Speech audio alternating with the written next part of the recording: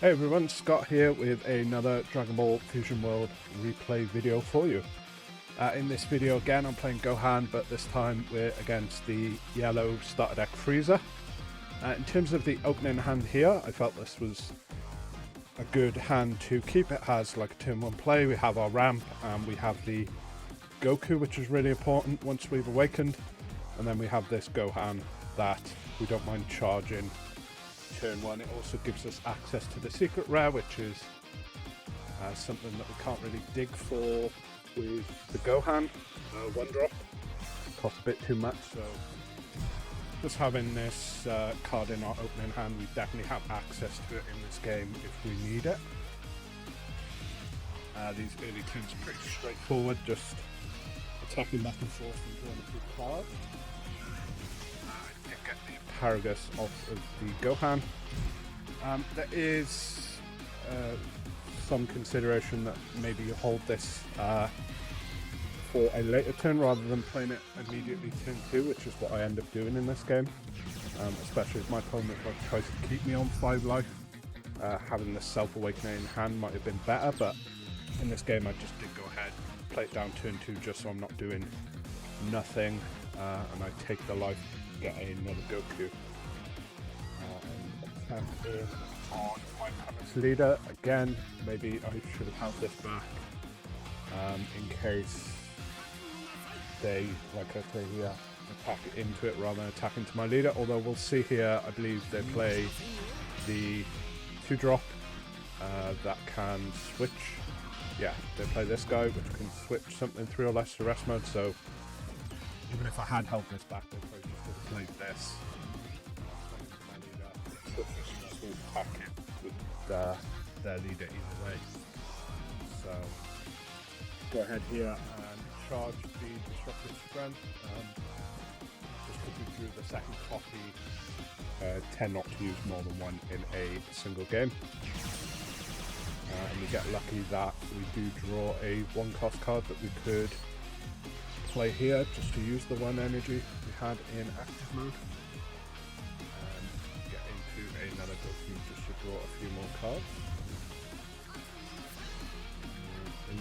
So keeping the targets back this time, they did go ahead and turn in my leader with either the Frieza battle card or their leader. But I suppose no, if they want to switch back with the rest of the deck, they would have had to attack this first, so I'd go down to 4 life either way. So yeah, we awaken here with the Goku in hand. It's probably going to be the best turn 5 play we have. Since we're down and we're awakened, I decided it's time to start actually defending myself against this Frieza, but then they go ahead and play the Cooler, which, just looking at what I have in hand here, I do go ahead and take it. We do have the super combo that we could have tried to get out of it. I wouldn't have wanted to use instant Kamehameha this early before I have the Goku down. So with having the 2 cards in the hand with like 0 combo power, and this being a 30k, it would have been either the super combo or maybe these 2 guys instead might have been a way for me to get out of it, but we're okay on going to 3. We're still 2 turns away from them being able to drop the double strike big Frieza, so I'm not too worried about going down to 3 life at this point. So I go ahead, take it, and they get to switch their Cooler back to active mode, so they're able to block with it.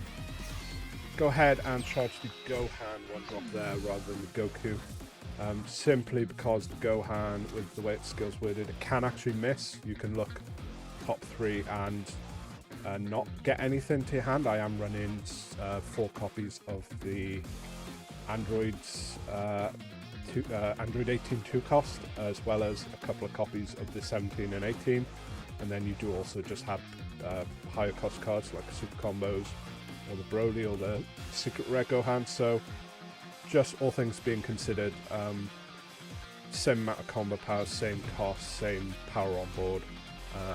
I'll charge the Gohan rather than the Goku. The Goku basically can't miss. So yeah, we do that, and then we go ahead and we put down the 5-cost Goku straight away. Gives us access to our leader skill now. I don't go ahead and use it on this attack. Maybe I should have. It is basically free at that point. I might have forced a few more cards out of my opponent's hand. In fact, let's turn our opponent's hand on. They do combo up on this Kuro attack. If they had just left it at 30k, I would have probably used the super combo at that point.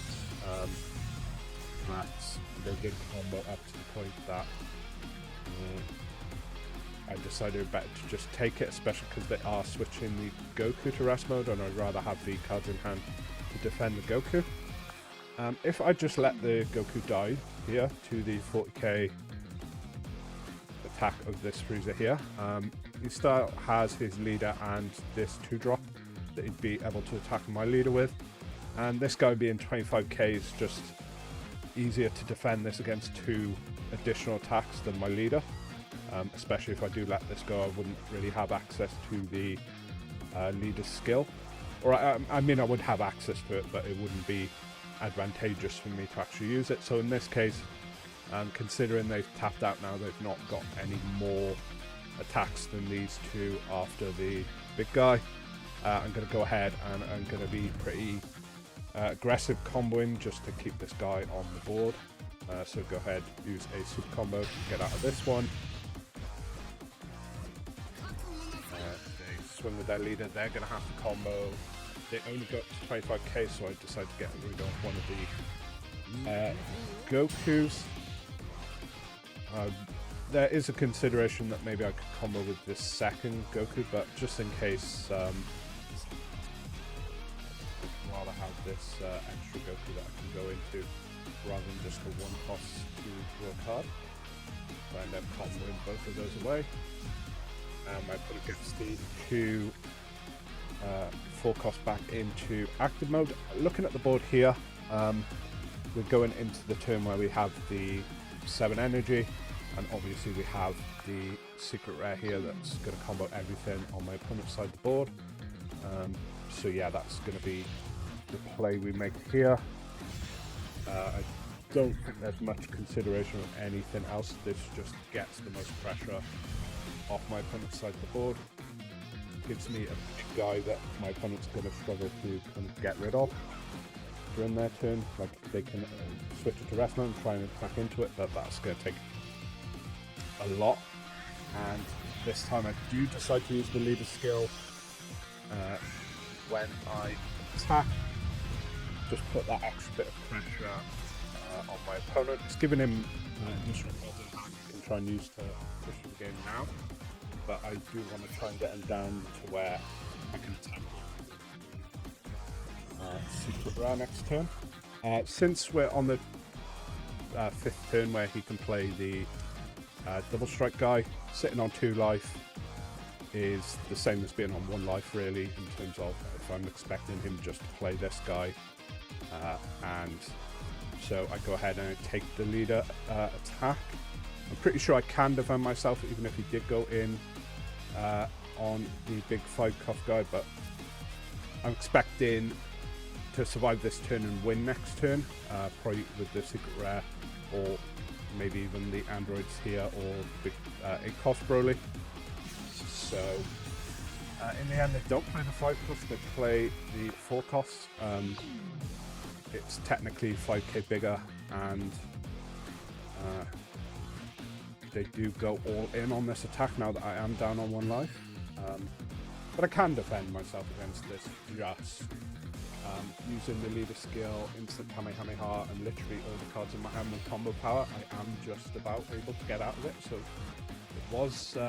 did turn out to be a bit of a risk, taking the damage and going down to 1 life, although that did give me an extra 5k combo power. So this being 5k bigger than the Frieza, it actually might have been harder because this guy does have combo power of 5k, whereas the Frieza doesn't.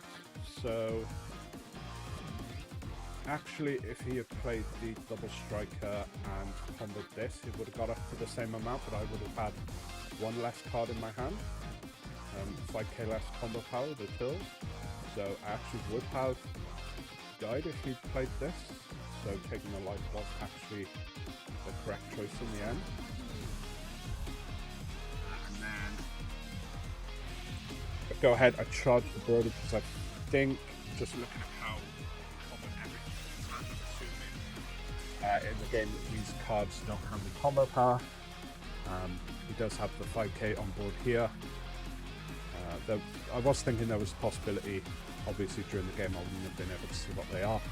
I was thinking that maybe they might have been some super combos that he'd held back just to try and maybe not fully commit on this attack, but considering he went ahead and took the damage off the leader, my thinking is at this point the best play is for me to get the 17 and 18 down rather than trying to see the secret rare first. So we do that, we go ahead, we put a gigantic meteor on it, and our opponent just conceded because, as you can see here, there's just zero combo power in their hand. So yeah, if you enjoyed that gameplay replay video, let me know in the comment section down below. You can also show that by leaving a like, it really helps me out. And be sure to check back on the channel for more gameplay replay videos.